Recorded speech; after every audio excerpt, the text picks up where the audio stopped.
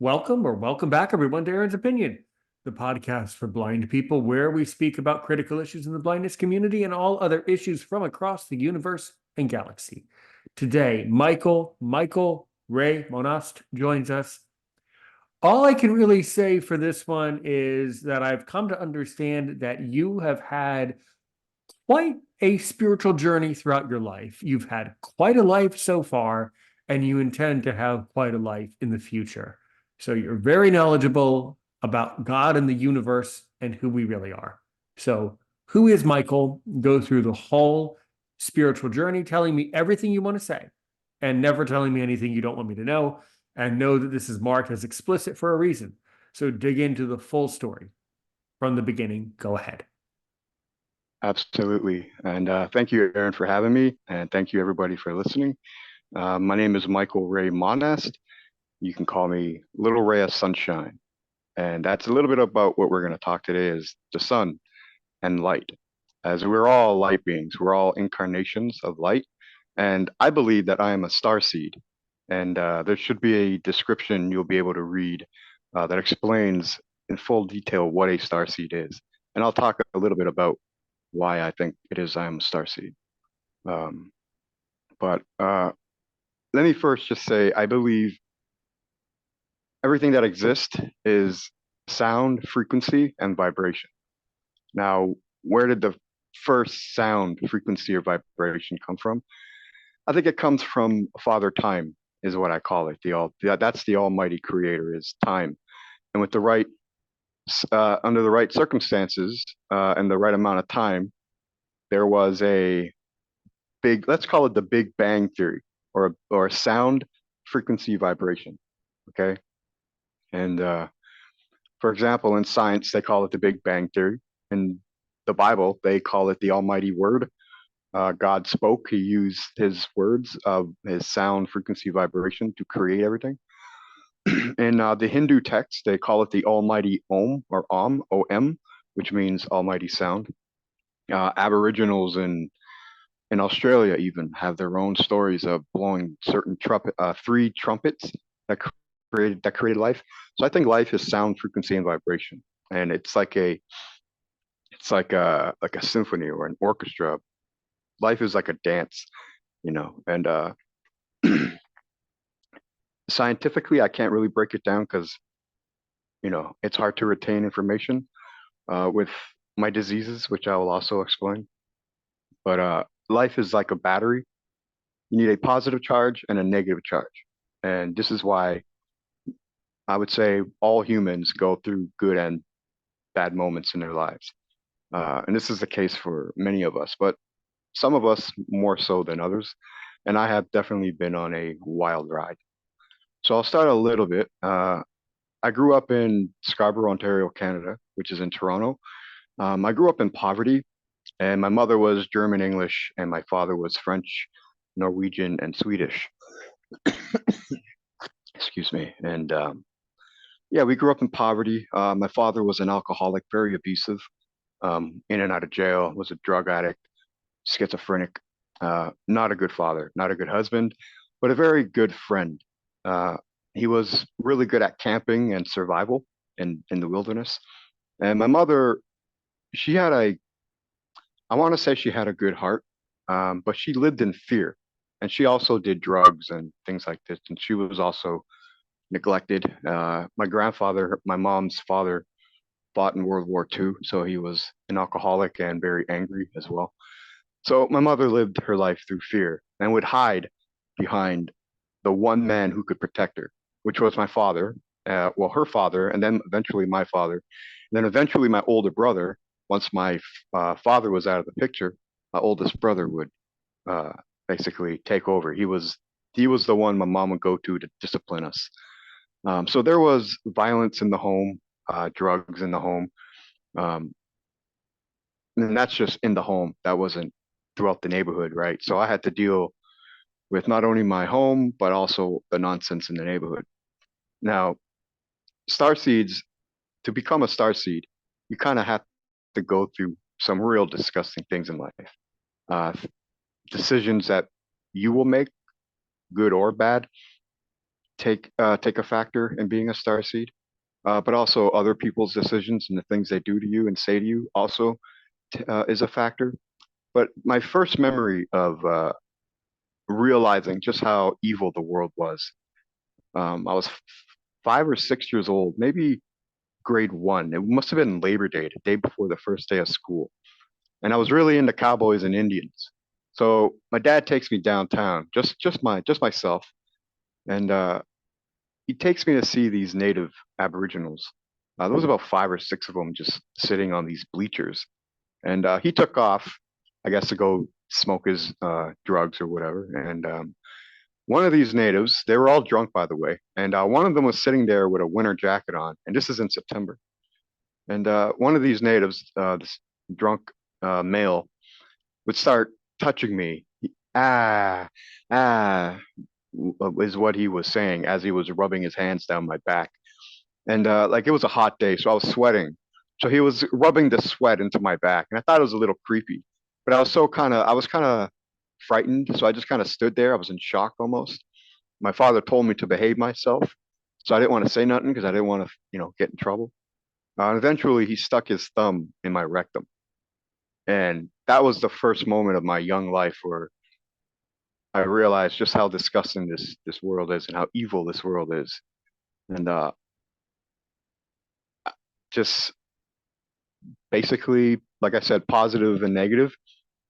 That person with the winter jacket and the fisherman hat, the bucket hat, well, it was a woman, and she saw what he was doing to me, and she got up, took off her jacket, took off her hat, basically wobbled over and was falling over herself with how intoxicated she was, and she put her fists back and literally just gave him a haymaker across his chin, and just took me and kept me until my father came back, and then took me to my father and gave him shit. I never reported this to my mother because I knew my father would get in a lot of trouble. But that's my oldest memory. That's just one memory. I won't share all the disgusting things that happened in my life, but that's an example of why it is I feel things the way that I do. Um, but I grew up with a younger sister, a twin brother, a older brother, and an even older brother. So I had 4 siblings and a twin brother. Uh, and my mom was a single mom. And around the age of 12, I was diagnosed with type 1 diabetes and juvenile diabetes. And my mom was basically the caretaker. She fed me, she gave me my insulin, she, packed my lunches. She really helped me take care of it. And she was really on me about reading the green book, all the information on what could happen if you neglect it. But I wasn't into reading during those days. I was too focused on the world, the news, and all the tragedy in the world. I was very sensitive and empathic, and I could just feel things, and I couldn't focus on myself. I never cared so much for myself. It was more the world I cared about. But 2 years later, so the end of grade nine, um, I had returned home from high school with my twin brother. And the neighborhood is literally sitting at the top of my street, and everybody's staring at my twin brother and I walking up the street.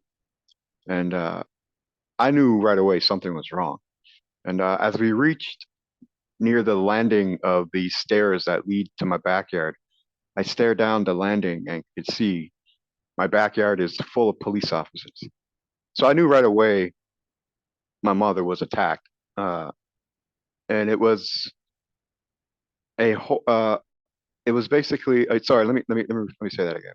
A year prior, my next door neighbor, her name was Maggie. She threw 12 beer bottles at my mom, and we had been fighting with her for probably years. We were fighting with her, and then we were friends, and then we ended up fighting with her again. But a year later, after the bottles were thrown, um, we were supposed to be going back and forth to court with her, and it was supposed to be a peace bond. But she refused to go to court, and she also refused to send her kids to school that year. So Children's Aid would show up on June 11th, 2003, and you could search this on the internet. Uh, but Maggie would basically have her kids removed from children's aid and would basically just blame my mom and decided to break into my townhouse, which was connected to hers, and attacked my mom with a machete. She came down the hallway and swung at my mom and got her through the left hand, but it wasn't completely severed. I would say probably 75%, 80% severed. My mom got behind the basement door, which is in the hallway, and Maggie started slashing at the door while my mom was sitting down, trying to use her feet and her heels against the wall in front of her to keep her back pressed against the door. But the machete went through the door a few times and actually caught my mom in the back of the head. And it got quiet, so my mom thought Maggie had left. So my mom went back into the hallway to see if she was gone, but she wasn't, and came back down the hallway, took another swing. This time it went through my mom's hand because my mom's putting her hands up to protect her head, basically. So the second swing went right through my mom's right hand, completely severed it, and slightly went into her forehead on her right side of her skull, and landed on the floor. I was basically bleeding to death. I I'm assuming, and my mom was assuming that Maggie thought my mom was dead, and she would end up leaving. And well, my mom, this is her words, she didn't want her kids to come home to find her dead in a pool of blood. So she decided to get up and you know escape through the backyard door. So there was a front door and a back door. Maggie came through the front door. So my mom, with no hands, got up, and these are her words, but she said she could see all of her kids uh, young. We were all basically the same age. My oldest brother was 9 years older. Daryl was 8 years older, roughly, and my sister's 4 years younger than my twin brother and I. But we were all the same age, roughly, and we were all apparently running around the kitchen table. Now, you could research this, but when you're bleeding to death, you'll begin to hallucinate. So my mom was basically hallucinating, watching us run around the table, and would eventually get out the back door, and a neighbor would end up helping her, and police would come, and she would live, and doctors would reattach her hands. But I remember running down the laneway with all the police in my backyard. I ran down. The police, basically, some of them had to put their hands on their guns, and they all shouted, freeze. So I froze, and right away I could see all the blood on the ground, all over the patio, all over the front door. And right away I knew it was Maggie. There was no other person in the neighborhood would have done that to my mom. My mom had her faults, but like I said, she had a good heart, and she was good to the people in the neighborhood. So there was no other person in the neighborhood other than Maggie who could have done this. And I would say that's the day, that was the first day I died. And I believe we can be reborn in life more than once. And I think that day, a big part of my soul, my spirit, just died. Um, and I think from that day, I began neglecting my diabetes. For months, I didn't do really any insulin, and lived off McDonald's and garbage food for a very long time, for months and months, while my mom was in rehab. And I just got really sick. And throughout my adolescence, I started rebelling. There was a lot of fighting in the family, even more than what there was in my childhood home. And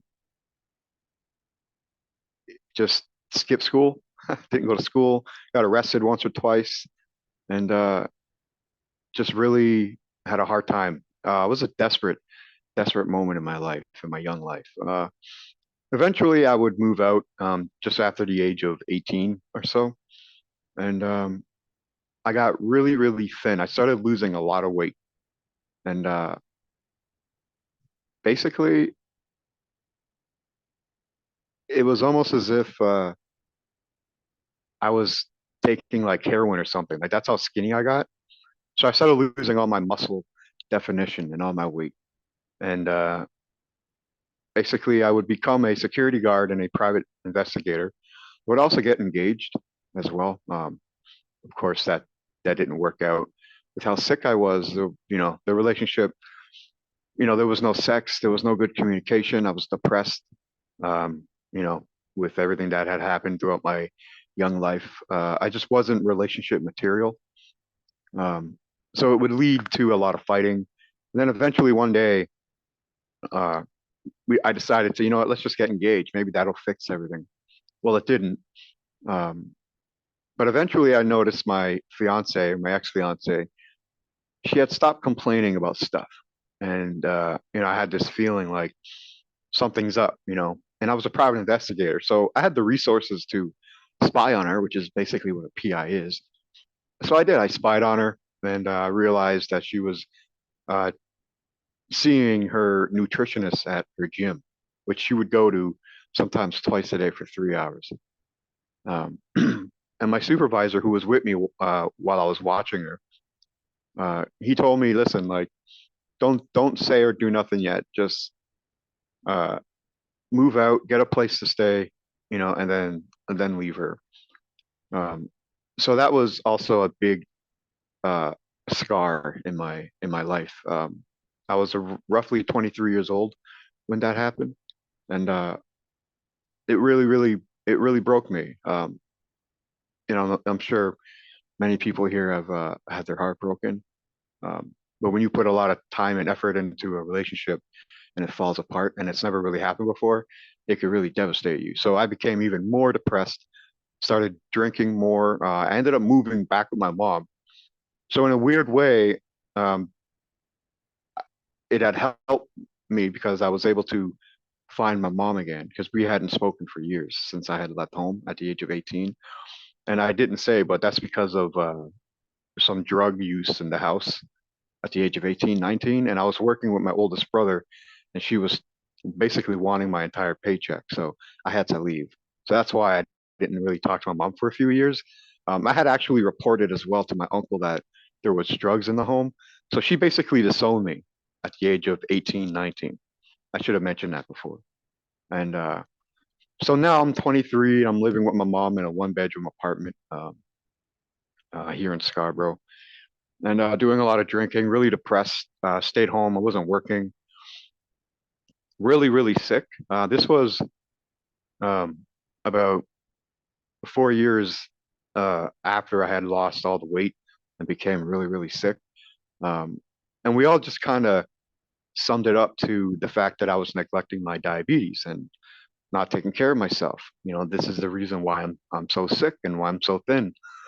This was my awareness, and doctors assumed the same thing. And we were all partially right. Um, but eventually, I would get into some harder drugs like cocaine and some pills and narcotics. And eventually, I would end up dating this woman and leaving with her, and thought I would just live with her and pretend to love her because financially it makes sense. And she was a very dark person.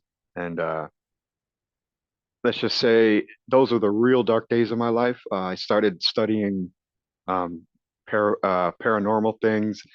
Uh, my life became really dark. I attempted to do some ghost hunting, and it just got even darker. Eventually, I got out of that relationship, and right before I got out of that relationship, my sister, my younger sister, this is in 2000 and I would say 14 or 13. She sent me a photo. It's basically just artwork, like cover art or whatever. It's Jesus Christ sitting on a bench with a homeless person. In the background, there's the woods. Um, and the homeless person, he looks just like me. It was fascinating. You could go to my Facebook profile. My name is Ray Taybeet. Taybeet is Taybeet. But my cover photo is the photo I'm talking about of Jesus Christ with the homeless guy sitting on a bench. And this photo is very important uh, to to, uh, to the later explanation of my story here. Um, and that was sent in 2013. Keep that in mind.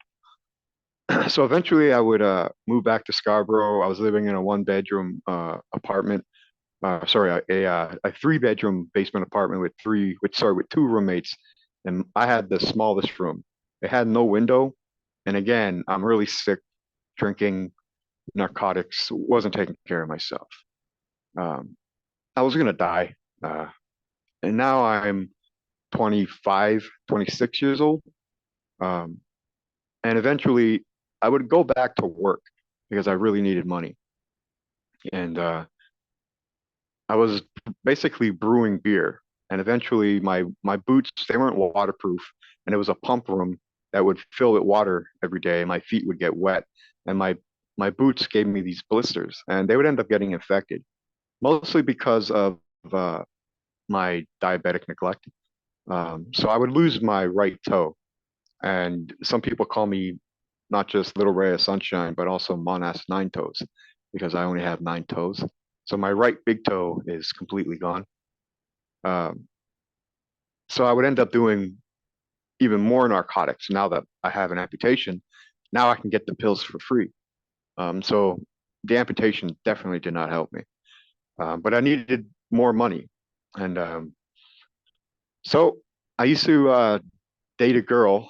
This is before I came back to Scarborough, but after I left that dark girlfriend of mine, I would actually live with and kind of date a an escort, and she taught me the escort business. I remember one day I had to sit in a motel room with her kids and babysat her kids while she went to another motel room just down the way and did her business and made her money. So these are just more of the decisions that I had to make in my life that has helped me love and feel the things that I feel. Um, but I would end up becoming an escort. And I had 3 clients. They were all 3 of them were older than 50, and one of them was a widowed Jewish woman, very nice woman. I would go there, and because of my diseases, I had to take Viagra. So I would basically pop the Viagra, before entering the apartment. And we would cook food together, listen to music, eat, and then we would do our business, and that's how I made money for a couple months while my toe was healing. And maybe I would say that was in April, but in I would say in May, I got a phone call from her phone, and I thought it was her. So I answered the phone like, "Hey, baby, like, what's up?" And it was actually her son, and her son was saying, "I just went through my mom's phone, and saw your number. It says baby in her phone." Which I added the number baby to her phone. Uh, and basically, he says, my mother passed away, and it broke my heart. Just another thing that I had to feel, another loss in my life. And eventually, I would end up in the hospital. A cleaning woman in the hospital, her name was Jillian. She was from Liverpool, England. Uh, a horrible woman, might I add. But she basically wanted to help me. And good and evil, we're all good and evil. But she offered to let me stay in her apartment because I was staying in the one bedroom basement apartment with no window, and I was clearly not doing good there. So she wanted to take me in. She had a one bedroom, but she didn't sleep in the bedroom, so she gave me the bedroom. And there were no um, commitments to anything. I didn't have to pay rent. All I had to do was heal, get better, and heal. So that's what I was trying to do. But I didn't want to stay there all day. I was the kind of person I like to go outside. I was a loner, but I like to go for walks. So I was in and out a lot. But she was a drunk. She always drank, right? So I didn't want to always be there with her. And so I would basically leave around the same time she would get home. So I'd be walking down the street and she'd be driving down the street waving at me as I'm leaving. And she just always felt like I was leaving, like it was a revolving door. So it started to annoy her.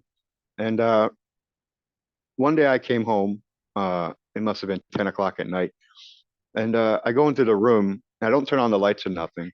And, I basically get undressed. It's summertime. It's pretty hot. And I get undressed, right? And I basically jump into the bed. And she's in the bed, naked, wasted, and is asking me to like give her oral sex because I told her about being an escort. She knew my history, and she wanted me to. to do things for her, and I refused. So she wanted me out. She wanted to kick me out. So she did. The next day she did. But I convinced her to give me some money before I left. So she gave me $1,000, and I would end up in this group home. It was a illegal group home, um, run by this former nurse, and there was about 10 people living in this home, and they all had difficulties. Some of them were suffering with mental challenges. Some of them were blind, and some of them were just really old and didn't have anywhere else to go, no family, no support. And he was taking $1,000 from them. And now in Canada, ability, you don't really get too much more than $1,000. So you're not really left with any money to spend. So I went in there and I just rebelled. I said, listen, Winston, like, I'm not going to pay you rent. Like, you guys, you're not feeding them good food. You're not taking care of them. This is what we're going to do. Because he had a bunch of other houses. I told him, I'm going to take over this place and take care of everybody. You just go deal with everybody else. I was like, I'm not paying rent, and they all thought I was a narc or an undercover cop. And because it was an illegal group home, he couldn't do anything, but I was living in fear because he had drug addicts living in the basement. And I had met a woman there named Sue who was in her 50s. And I thought, you know what? Like, I might be safer if I stay with her, if I can get close with her and use her, then I could at least have my own bedroom. She had the master bedroom with a washroom. So I thought I could use her and benefit from her room and her space. And now I don't got to deal, with a little tiny bedroom with another guy and another roommate. Like, I'd rather share it with a woman. So I did that, but turned out she was a crackhead because I went to go pick up some marijuana one day and gave her $50 and said, Sue, don't stay here. Get out, get a coffee. Just don't stay here. So I come home and she says to me, "You're gonna be mad at me." I'm like, "Why? What's the matter?" And I knew she had done crack, but I thought she was off it. She had told me she was off it, and she says, "Oh, I bought crack with your money," and she knew that I had experience with cocaine, and she ended up buying cocaine as well. She bought some crack and some cocaine, and told me about the cocaine. So twisted my arm, and I would end up doing cocaine with her for a couple of nights and days. I ended up in the hospital for a couple of days as well. But when I came home, we ended up just fighting, Sue and I. Uh, I was fighting with Winston, but everybody in the home, they felt protected because I was helping them. They felt better. They were happy. And people were telling me this. Someone even wrote me a letter saying, thank you. Like, ever since you came here, everything here is just different. Um, and it really, really touched me. But Sue didn't like this. Sue didn't like the fact that everybody loved me, and so she would fight me on it. And basically, I went downstairs, and Sue followed me and was basically trying to get in my face. And I've never laid my hands on a woman. Now I'm holding my cell phone and a loaf of bread, and Sue is brushing up against me, and she's got a little bit of a belly, and I could feel her belly on my belly. And like, I don't got a six pack, but I have a flat stomach because I'm so sick. I'm thin. So if I could feel your belly against mine, like, you're too close. So out of just my reaction with my fist, I put my fist on her shoulders and just kind of gave her a little brush. Like, I said, Sue, get off me. Because I had told her like a bunch of times, get out of my face, get out of my face. And she just wouldn't get off me. So that was the first time I ever physically put my hands on a woman, and I brushed her. Now she went back. She didn't fall or nothing, at least not right away. But she looked at me, and there was somebody else in the kitchen too. I can't remember who it was. It was one of the assistants of the home. But she looked up in the sky and threw her hands up in the air and did this like spin on the spot and fell. And it was just a reminder of how idiotic, and how ridiculous this world is. And she fell to the floor, and I felt horrible. Like, I felt like, wow, I put my hands on a woman, and it really hurt me. So I ended up leaving that room and moved into a room a small room with a guy named Bob. He couldn't breathe well, and he was maybe in his 60s. And I had found this old phone in the house and hooked up the Wi-Fi on the phone. He was able to contact his kids that he hadn't spoken to in years. And I gave him breakfast every day. I basically only started helping him um, because I was too upset, too depressed to really leave the bedroom. I would only leave to go to the kitchen to get food for myself and for Bob. And well, one night I took some sleeping pills after smoking some weed and fell asleep. Woke up, went to the washroom. I would end up finding this person in the washroom. Her name was Diane. She was a heroin addict. She's on the toilet with the needles on the ground. She's, basically out of it. So I ended up carrying her barely to her bedroom, got her in bed, and I went to the washroom, did my business, went back to the room. Now, when I went back to the room, Bob was sitting up uh, in his bed and basically was slunched over, and his knuckles were almost on the ground. Now he's on oxygen, right? So his machine is on. I could hear his machines working, but he slumped over, and I'm just like, "Oh, Bob, man, that's gotta hurt." But I just kind of left him alone because, like, I remember my uncle with diabetes used to sleep the same way. So I just left him alone, didn't think nothing of it, went back to sleep. Woke up around 5 o'clock in the morning. This is maybe a few hours later, and Bob's still in that position. So I'm like, oh fuck, Bob, man, like, come on, you gotta lay down, buddy. So I go to put my hands on him to lay him down. He's got his shirt off, ice cold, man, and he was the first human to die on me, basically. And so I had to call 911 and call the coroner's office. It was a horrible situation. So I went through a lot in that home, and basically decided to leave that morning. I couldn't stay there anymore. And I moved in with a friend for about a month, but that didn't work out so well because, you know, basically her mom had cancer and her mom was very dark. And I was going through darkness as well. So the same thing happened. I would just stay in her room. And then eventually I decided to leave. And that's when I would end up basically homeless. Now I had choices. I could have slept on friends' couches. But these friends, they were drug addicts. They weren't the best friends. And I could have done group homes, but the group homes in this city here, they're not the best place for a starseed or an empath or someone sick. It's hard to live like that. So I decided, well, I'll just live in the woods. My dad taught me how to build a lean-to, how to survive, how to build a campfire. So I knew how to survive. So I decided to live in the valley. It's called the Don Valley.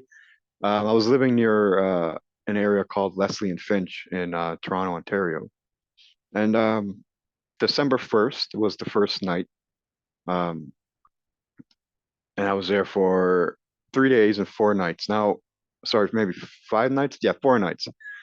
Now, on December 5th in the morning, I woke up and I could not see. Now, I'm 28 years old, neglecting my diseases. Unknowingly, I was actually suffering with a rare blood disorder called PNH.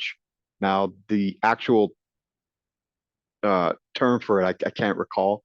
So I'm just going to give the PNH name of it, but it's a rare blood disorder where the red blood cells are exploding. The walls of my red blood cells, the protein, is so thin that they'll explode. If I try and lift something up, or if I try and use muscle, they'll just blow up. Now, I've been suffering with this disease since the age of 19, and doctors couldn't diagnose it because it's so rare. So we were always just chalking it up to, oh, you're neglecting your diabetes. That's why you're so thin. That's why you have no energy and all that. So I'm 28 years old. I'm now living in the woods, homeless, and I wake up. My hemoglobin's low. And by the way, I'm receiving blood transfusions and things like this, maybe 3 to 4 times a month as well. I should have mentioned that because of this blood disorder. And so I'm really sick living in this wood, homeless. And now I'm staying by the river because I need to keep my insulin cold. So I got fishing line attached to a branch and a plastic bag attached to the other end. And I got my insulin in there. I got my milk, you know, and the river was pretty cold. It's also December, but it wasn't that cold. It was actually above freezing that morning.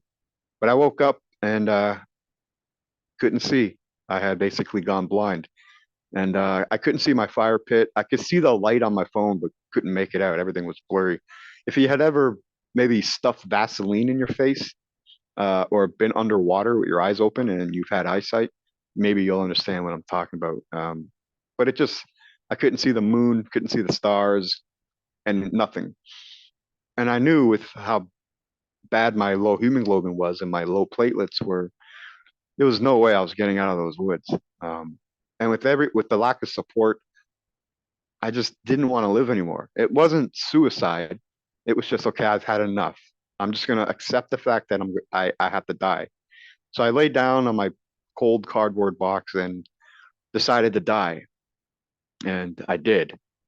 And I started communicating with the planet, the wind, the ground, the whistling in the leaves when the wind was blowing, the sound of the river.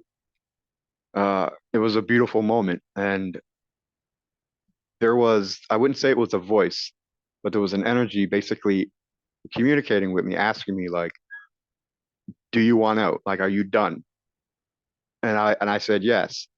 And it was, I can't recall if it was, I'm gonna I'm taking you and but replacing your physical body with someone else, or if I was being infused with another spirit. But I had opened my eyes and felt completely different. I had all my memories, but I felt different. I felt like I was here for a reason. There's a reason why I'm here, and I need to get the hell up and out of here. Um, so I sat up, looked around, had to kind of remember, oh yeah, you're blind, all my memories were coming back to me all at once. Um, and I started remembering all the shit that I had been through. And I started just hearing things, maybe in my head. I don't know. It was crawl, like crawl. So I grabbed my duffel bag, threw it over my shoulder, grabbed my walking stick, and basically crawled out of the woods, out of the forest, to an opening in the area. Now, I was familiar with the area. My father used to take me there as a kid. So thankfully, I knew all I had to do was get to the opening, and then I could easily crawl to a bench that I was familiar with near the bike path. And there's forest on each side of the bike path, but there's an opening near the bench area. So I'm like, okay, when I got to the opening, it took me maybe an hour and a half to get to the opening. Now I just need to find the bike path, which is maybe 20 yards away from the beginning of the opening. So I make it to the bike path, but now I'm like, okay, now I need to go down the bike path to the bench. But if I go the wrong way, then that's gonna suck. So I started hearing a bird chirp to my left. Um, I'm like, I'm gonna follow that bird.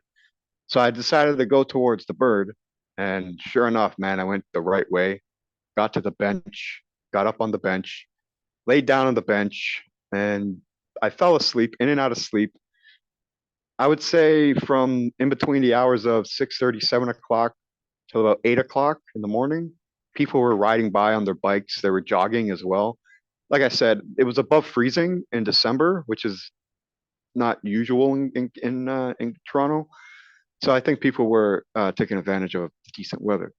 However, when I would call out to people to say, "Hey, can you help me?" I could barely speak. I can't breathe. My hemoglobin's so low. My platelets are low. My shoulders feel like 1,000 pounds. I got no energy. I'm blind. I'm not eating well as well, and I'm covered in leaves, dirt. I look homeless. So they all just thought I was some drug addict on a bench, and they were probably just not interested, wanted nothing to do with me. So I knew it was like, all right, well, I'm gonna either die here or I'm just gonna need a miracle. And I would say maybe around 8:30, 9 o'clock. By now the sun has risen, and the sun warmed me up to the point where I was able to stand and walk to the entrance of this valley. I had to crawl up the valley because it's in a valley. You have to crawl up the hill, and eventually got to a bus stop where an off-duty bus driver drove me to a hospital. and I was diagnosed with pneumonia, um, and received some blood transfusions. And that's basically my story of where I went blind. It's a little bit of some of the things that I've been through in my life, um, but I'm able to feel a lot of different things. Ever since I was a little kid, I always felt lonely, even with family and friends. Always felt like an outsider, an outcast. I could never focus in class. I never had a learning disability. I just could never focus. I was more interested in looking out the window and making shapes or making sense of the clouds and trying to see what I could see in nature. Even in the classroom, I would look at the different artwork. I just couldn't focus. And but I always felt like I was just from another planet. Like I wasn't a part of my family. Like I was different, and I could see the evil. And I remember growing up, I was really into the stories in the Bible, especially the story of Jesus. Um, I just felt like I was connected to the story somehow. But it really confused me because my father had a he had a bunch of tattoos, but one of his tattoos, it was a devil holding a pitchfork and it said born to raise hell. And it just kind of confused me. And I just think I was just born into darkness, even though I was light. And in my early adulthood, I had seen a psychic who had told me, um, what are you looking for in life, Michael? I'm like, I'm just looking for some light. All I want is some light in my life. Like, give me some light. And she just kind of laughed at me and said, listen, you're never going to find it. And I remember she said that. I just like my heart hit my stomach. Like, what do you mean? And she's like, Michael, you are the light. She goes, you're looking outwards, looking for the light. She goes, you're never going to find it. She's like, you are the light. She goes, you're a beacon. She goes, you're the one, you're the light, like that people need. People are attracted to you because you're the light. She's like, don't go looking for the light. She goes, just be the light.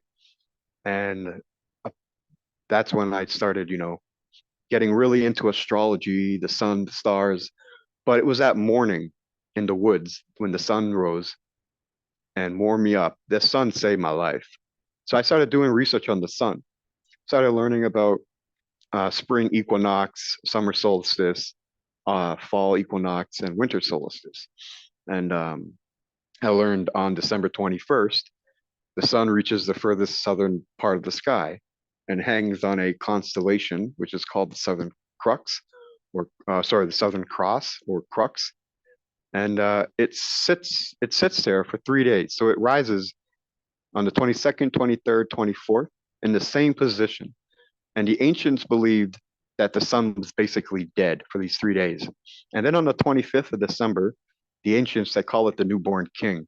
But the sun begins to rise up again, foreshadowing spring and warmer weather. Now, the reason why they call it spring is because on March 21st, spring equinox, that's basically when the sun begins to heat up again. It starts to heat up the northern hemisphere. So the sun is springing back into action, and we call autumn fall because the sun is falling back into the southern hemisphere. So I'm reading about this stuff, and I'm fascinated, but I'm also recalling a similar story, and I'm thinking newborn king, December 25th, three the the 3 days of death. This sounds a lot like the story of Jesus and the crucifixion. So so I started getting into the Bible, which I never got into, especially once I realized my father was evil and I came from evil. I just wasn't into religion. It was my mother never shunned it, but my brother did, and even in the community around me, it was shunned. So I never got into it more because I wanted to fit in, with my friends and my family. But I got into the stories, not to worship the Bible, but to just research it and try and make sense of the story I just read about the sun.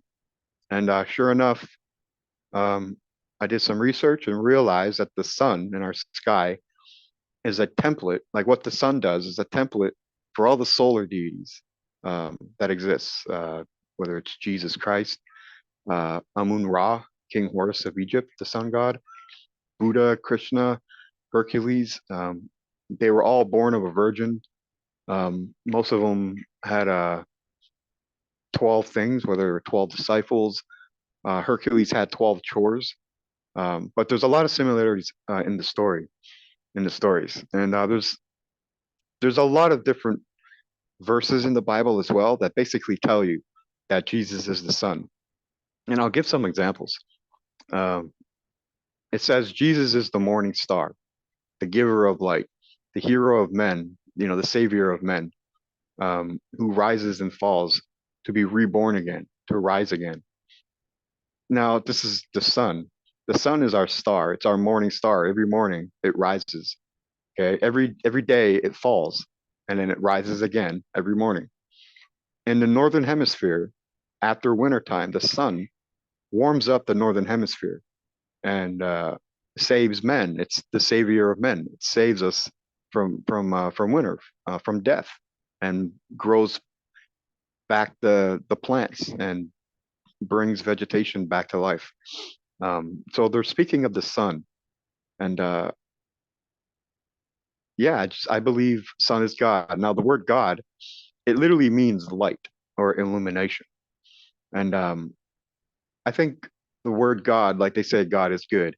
Now, if you add the letter O to the word God, you'll get the word good. And if you withdraw the letter D from the word devil, you get evil, which is negative. So positive, negative. God is good, the devil is bad. And but the word God, it means literally light. Um, and if you notice, it'll you'll see Jesus usually. He's got his halo behind his head, the crown of thorns. So that halo, it represents the sun, and the thorns are the sun's rays. And if you notice in every single picture with Jesus, usually the sun is behind his head, with or without the halo. There's usually the sun in a photo of Jesus. Um, and there are these Bibles, and if you've had eyesight, these are the big Bibles I grew up with. You get them, I believe, from the government when you get married. Um, but on the front of the Bible, it says Holy Bible, and then in the middle on the bottom, there's a photo of Jesus Christ. And if it's not a photo of Jesus, it is a sunset. It's either sun setting or the sun rising, and it's on the horizon of the ocean. Now, what it's symbolizing is the sun or Jesus is walking on water. The sun is walking on water. Um, when it says that Jesus uh, turned water into wine, what they're saying is the sun is the reason for everything. It's the reason for water, life on earth. The sun is behind everything, all existence on this planet. And to make grapes, for the grapes to grow, you need water. But the sun would create water, which would ultimately create wine. So this was the symbolism of the wine, the water being turned into wine. It was because of the sun. Um, there's a yeah, there's a lot more. It's just hard to retain every single story in the Bible that talks about Jesus being the Son. But I can get in now to a little more into astrology and a little bit about the 12 signs of the zodiac and the sun as well. So, like I said, the sun is God. Okay. Now in the Bible, it says God has many mansions. And this is true. So the 12 signs of the zodiac, Jesus had 12 disciples. Okay. Now the 12 signs of the zodiac um, basically are the houses. These are the mansions. Okay. And the sun, for 30 days out of each month, roughly, the sun goes into these houses, these constellations, Cancer, Leo, Virgo, um, Capricorn, etc. But for 30 days, the sun sits in these houses. And this happens 12 times, or sorry, for 30 days, 12 times a year, 365 days a year. Now, there's a galactic cycle. It is a roughly a 25,800 year cycle. And each age or eon, as it is said in the Bible, is roughly 2150 years long, or years. And but it doesn't go clockwise. It doesn't go Cancer, Leo, Virgo, Libra. It goes the other way. It goes to Cancer. It goes Cancer, Gemini, Taurus, Aries. Okay, and we are now in the age of Aquarius, which is the age of technology, and we entered this age of Aquarius in 2012, December 21st. Now, you may be familiar with the Mayan calendar. This is what the Mayan calendar was predicting. It was predicting the end of an age or eon. It was the age of Pisces, the fish, which lasted roughly 2100 years. Now, roughly 2000 years ago, who was born? It was Yeshua, or as the Romans called him, Jesus Christ. And Yeshua, I don't believe was born on December. I think that's all just a Roman narrative and story. I think Yeshua was born in the month of Virgo, which is the Virgin. That's Virgo is Latin for virgin. He was born in September, or the end of August. But he was born in the month of Virgin, which is why the legend says he was a virgin birth. And so this is why.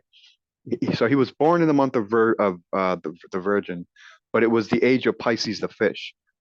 Pisces, it comes before Aquarius. So now we're living in Aquarius. So like I said, it goes the opposite way. It goes Taurus, Aries, Pisces, and now we're living in Aquarius since 2012, roughly. This is why Jesus is the symbol of the fish, and there's reasons why there's more stories about fish in the Bible. Jesus is the symbol of the fish because he was born during the age of Pisces the fish, which started basically 2000 years ago, which would have been the birth of Jesus or Yeshua. And in the Bible, they say Jesus fed people with fish. Jesus met two fishermen in Bethlehem. It's very interesting stuff, but the Bible is full of astrological stories and symbolism. In fact, the Bible's full of many things, not just astrological events or stories. But I can give you some more. There's Moses. Moses, he comes down from the mountain and sees his freed people worshiping a golden bull, having sex, doing naughty things. And he gets really angry and destroys the golden bull.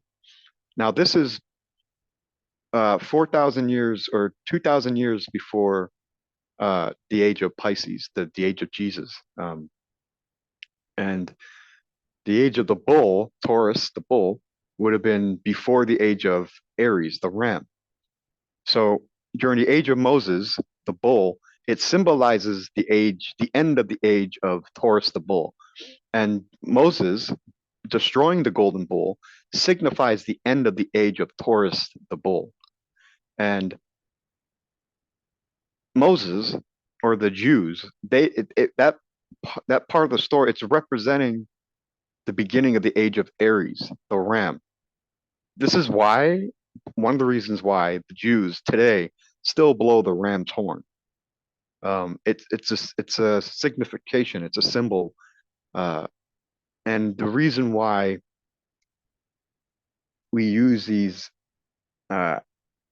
humans, these men and women, because we don't really relate with the sun or the stars. We can't get close, so people find it easier to relate to some legendary human being. To them, maybe it just seems a little more Earth-like, if I could use that way of explaining it. But yeah, each age is 2150 years, and we're now living in the age of Aquarius. And basically, across the globe, for example, if you go to Egypt, the Great Sphinx, there's water erosion around the base of the Sphinx, which would tell us that it was built clearly before the flood, which there was. There was a flood, and that was roughly 11,000, 12,000 years ago. This flood happened. Now, Leo the Lion is a constellation, and on March 21st, which is spring equinox, and that's technically the first day of the year because Aries is the first sign of the zodiac. And it starts on March 21st. So that's technically the first day of the year, or the 22nd, depending on what you want to go by. But that morning when the sun rises in Egypt, it lines up perfectly with the Sphinx. And the Sphinx is got the body of the lion, and it used to have the face of the lion, but the face was destroyed. No one's really too sure exactly how, but the Egyptians would rebuild the face. Um, but the sun lines up perfectly with the Sphinx. And if you know anything about the pyramids, they line up perfectly with Orion's belt, which is beyond fascinating. Like this is divine knowledge, definitely. And but the Sphinx, some people think it's not that old. They think it's 6,000, maybe 10,000. But the flood shows water erosion. So the Sphinx, it must have been built during the age of Leo the lion because it lines up perfectly with the sun on March 21st. And the Sphinx, it's the Leo the lion constellation. It was built during the age of Leo the lion, but it couldn't have been 12,000 years ago. It couldn't have been built 12,000 years ago because 12,000 years ago, there was a flood in Egypt. Egypt was full of water. So they couldn't have built it during the flood. It must have been 12,000 years later, or sorry, before that. So it would have been like, it would have been 24,000 years ago that the Sphinx was built. So it's even older than what we could ever imagine. And the ancients, they knew this knowledge. They knew about the sun and how important it was to our existence. Uh, and they knew the sun was God. And this is why, the pagans and the ancients, this is why the Mayans and the Aztecs, they all worship the sun. And all religion, it's all sun worship, I believe. And I think the sun or God is like the ocean or the sea. And I think religion is like a river or a stream, and they all lead to the source. They all lead to the one God. Uh, but that's what I think. I believe the sun is God. Now I'm going to talk a little bit about my starseed spirit. Um, Basically, a starseed is a very old incarnated spirit. Now we're all incarnated souls or spirits. Some of us are older than others. Some of us are more modern souls.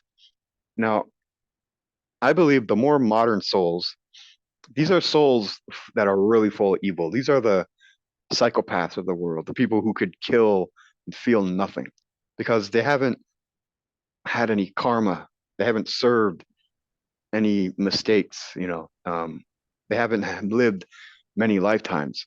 So But a star, my yeah, Michael, do you mind if I kind of say a couple but, things to you? but yeah, Bud right in, yeah. I just want to say, um, I just want to say a couple things. So we do need to kind of need to um at some point here, starting now, we need to have kind of a discussion on how we're gonna kind of, how do I even put this?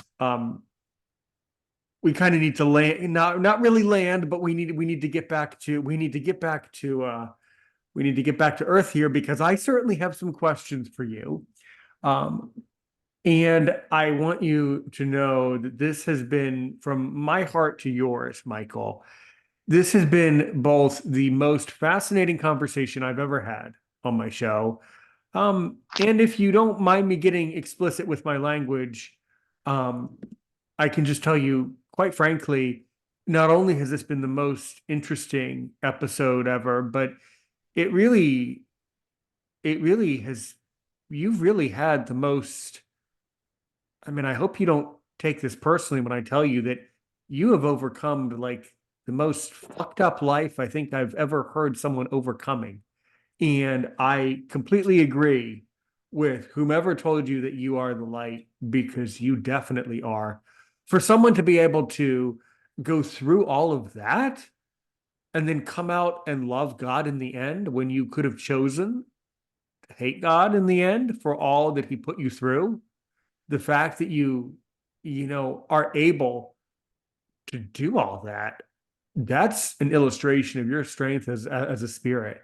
Um, so, if you don't mind me asking you this, and I certainly hope you didn't mind me butting in there, but usually I have the trouble with guests where I can't get them to talk, and in your case, we have the opposite problem where you have too much food, too much material. But I'd rather be a little bit overfed than not fed enough, and that's truly what you've done and helped us do today. But can you kind of summarize and bring this to a close by telling us, so, how do you live your life now? What do you do now?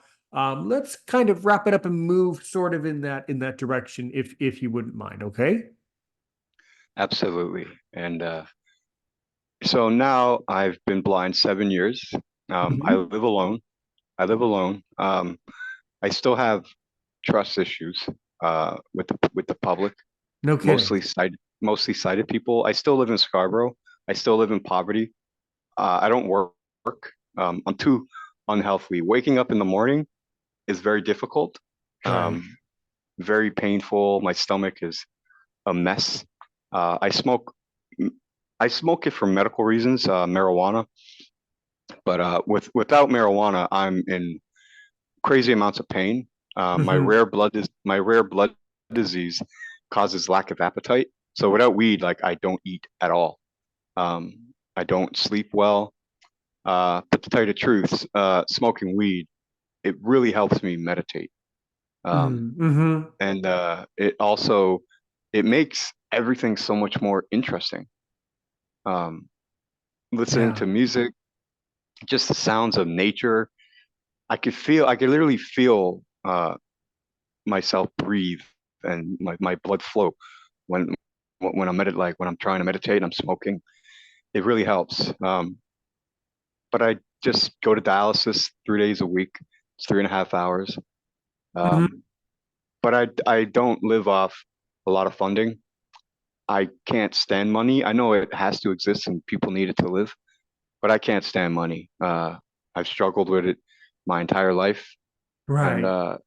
so I'm still struggling, medically, financially. Absolutely. Uh, my So, Yeah, right. Yeah, no, and I think, quite frankly, given everything that you've given us, I think, in all actuality, I think in some ways, I think you're doing great.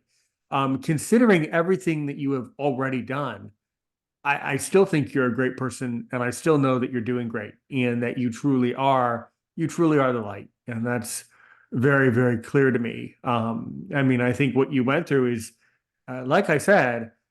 I haven't quite heard the story that you gave today. I've never heard that story before. So I hope you can understand when it will take me kind of a day or two to sort of digest that story that you yeah, gave. yeah. That's not quite the story that I hear on a regular basis, but it's still the true story, and it's still who you are. But it's still, I mean, I hope you don't mind me using the word crazy, but when I tell you that's how you got through that. I'm pretty sure, I'm 100% sure that God helped you to get through that, quite frankly. If God wasn't helping you, you wouldn't have gotten through it, I don't think. But what is your, I guess, the final question? And I do have a good description for this episode, and people can get in touch with you. Well, we'll get to that in a moment, but I guess, if it makes any sense for me to ask you, Michael Ray Monast, what is your desire for society, or what do you really want to experience throughout the rest of your lifetime here, in this particular lifetime that you're living? What is your spiritual goal, I guess? Well, for myself, I just want to continue to have the Mm-hmm. strength, to have the strength to wake up every day and not tell myself like I have to do insulin. I have to go to dialysis. I have to do this. I have to do that. Rather, and I've been doing this for at least a few years now. Like I get to wake up. I get to do insulin.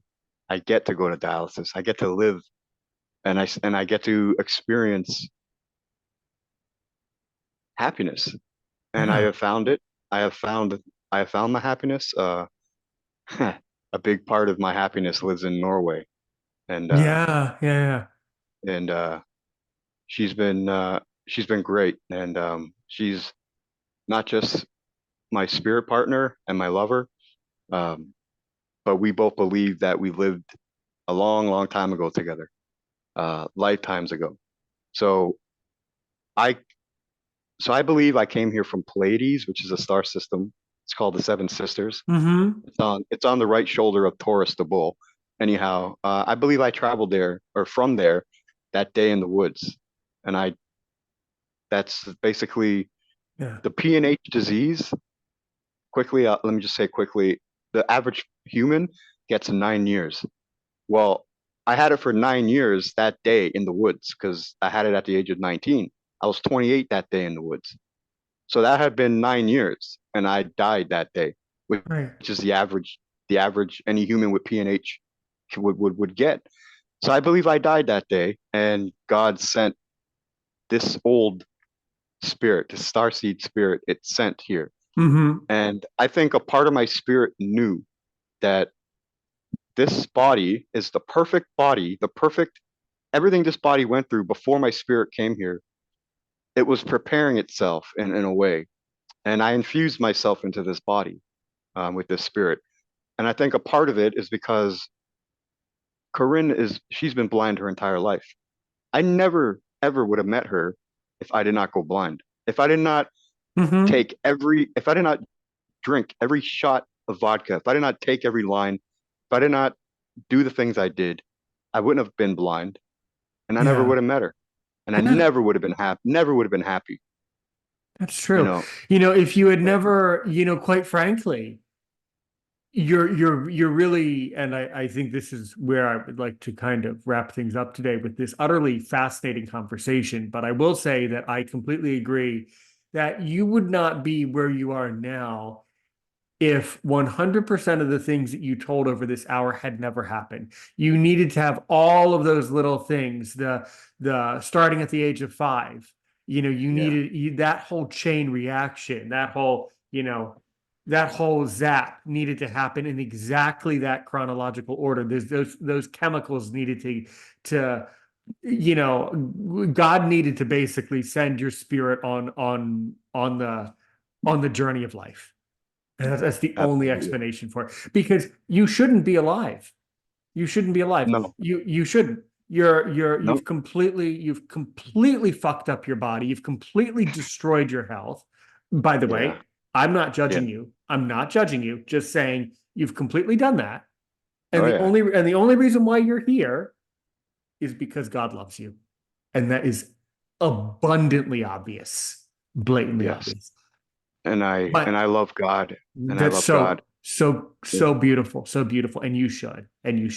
And I have a sneaking suspicion that after this episode and after you talk about all this and after you hear this and after we share this episode, I have a sneaking suspicion that things are going to keep getting better. I think that this is just another right thing that happened in your right spiritual journey. And I Absolutely, truly absolutely. but May after you spoke for over an hour so beautifully, I have to say that I'm sure you have questions for me.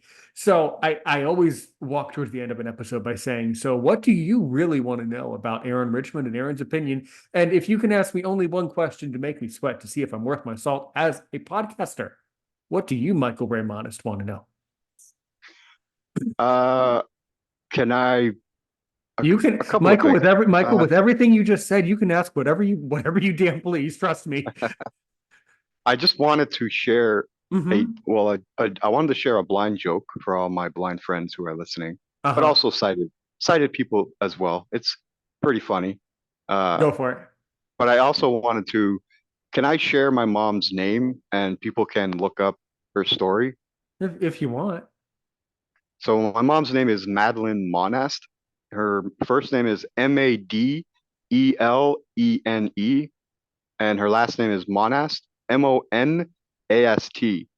So you just go to Google or your search engine, type in Madeline Monast, machete victim, and it Okay. would be in. Well, it would be, Michael, that would be interesting for some of our viewers, but I got to tell you, I think you covered the story enough. I don't think I need to. It's nothing personal. I don't need to Google that. You covered. You Googled it for me by talking about it. Okay. But what question do you really want to ask me? Because I can tell that you have a question that you truly want to ask me. Oh, there's a Well, bunch of questions. let's pick one. Okay. So, what is one question you really want to ask me? I would ask that you sit with somebody who is familiar with the missing 411 phenomena. Okay. As in, I It, asked you to ask me a question, but then you kind of gave me advice. I don't quite understand, but maybe you no, can.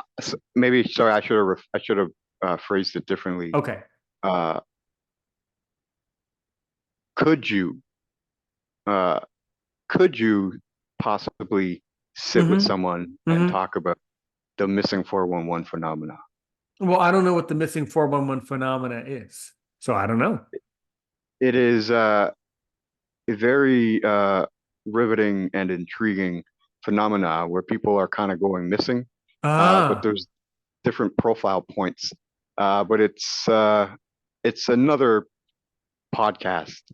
for sure. So if Well, you are willing, it sounds like you're knowledgeable about it. That's why you asked. oh yeah, I'm fairly Okay. knowledgeable about it. I Yeah. think you're very okay. So I think what it came down to is I think that was that was incredibly clever. Was that your clever way of inviting yourself back for part two so you can talk about the missing 411?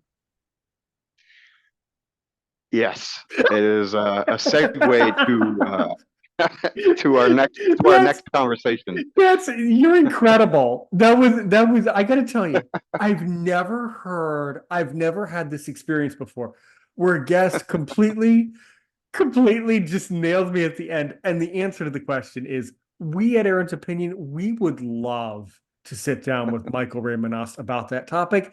That was, I got to tell you, I asked you to ask me one question, and that was immensely clever. That's that you are a character. You are quite yeah, you really know about this. Well, I'll tell you. I'll tell you what we can do. How about you read up on missing 411, get all your facts, all your fours, ones, and ones all lined up, and Uh, then you can definitely come back here and talk about that. So, but in the meantime, I want to say so stay tuned for part two. I promise a part two. Your life is, well, you need a part two. So, but in the yeah. meantime, though, if someone um, let me just see something here. So, if someone wants to get in touch with Michael Ray Monast, how can they do it? It's a really good question. Well, I thought in everything that you've been through in your spiritual journey, at least they gave you a contact card. I thought God would have given you a contact card by now. No, I'm a very private person, but you could find me on Discord. I'm on Discord. Mm-hmm. I go by Lunar Moon Dust. So if you're in the blind community, you can find me there. Now on I tell you Facebook, what, why don't we just put all your links? You know what? Let's work together off air on getting some links set up for you because I already have your little paragraph that you right? wrote. I can put your links at the bottom, but we do need to figure that out, okay? So we're Okay, gonna yeah. say click the link in the description and stay tuned for part two. Michael, we're gonna end it here for part one, and I just wish you seriously, man, please take care of yourself. Please take care of your body. Please take care of your spirit. And Oh yes, please. I will. And the only thing I can wish upon you is peace and love and health. And I mean it from my heart to yours. We truly love you here at Aaron's Opinion, man, and we only want the best for you. So please take care of yourself. And we will certainly be back soon. And just comment below. this episode will really get some comments going and really make people think. And I can't wait to see how the public receives this. Usually these are live streams, but it wouldn't have mattered because you still roast the occasion. And I will be intrigued to know how this actually comes across and things like that. All right. Okay, Thank, Michael. All thanks right, a lot. man. Thank you very much, You Aaron. are forever welcome. And I will catch up with you later today. And we'll talk Sounds about all good. these other things. I do need to go to my next thing, but we'll catch up later today and we'll get all the links set up and then we'll talk about part two. We want to Right take on, this brother. time. We want to take this time to say peace, love, and we want to say thanks for listening, everyone. Michael Ray Monast, do you know how I end an episode of Aaron's Opinion? I don't. That's fine. You've been through enough without knowing that. You don't need to worry about my stuff. You worry about you. You got enough going on. We say peace and love to you, health to you, and of course, help one person today. And this does come from the Bible, by the way. Help one person today and help 1 million people tomorrow.